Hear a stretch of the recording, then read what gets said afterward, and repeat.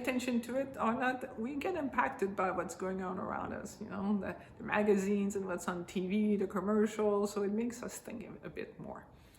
And people ask me sometimes, what are some ways I can help my partner feel loved? Or if you're just starting dating, like what are the things I can do to make this person feel loved? That even your family members, your kids, your friends, how do we make people feel loved? Well, we make people feel loved when we are present with them, usually.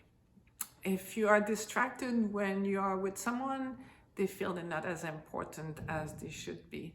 And there's a great book I recommend. It's called The 5 Languages of Love. I've learned a lot from that one because everyone from our background, from our stage 1 experiences where we found love coming from the outside, we have things that make us feel more loved than others. And for example, one language of love is quality time. Another one is acts of services. Another one is words of appreciation. Another one is physical touch. And another one is gifts.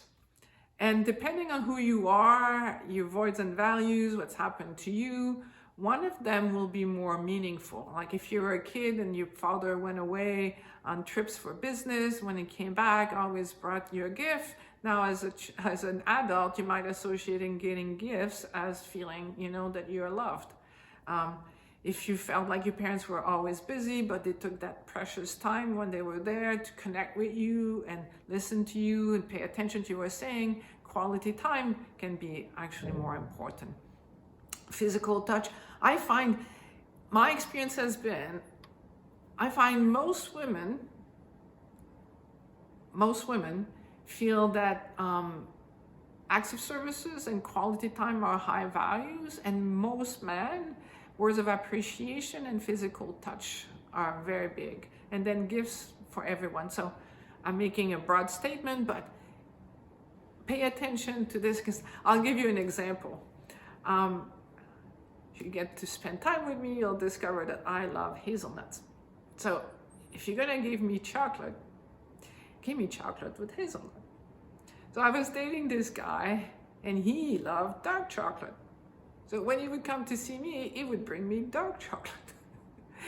I didn't feel he was loving me. I felt like he was loving himself. He wanted to give himself chocolate. And that's often what happens in a relationship. We give to the person we're with what we would like. So taking the time to pay attention, what does my parent, my child, my mate, my friends, what makes them feel happy?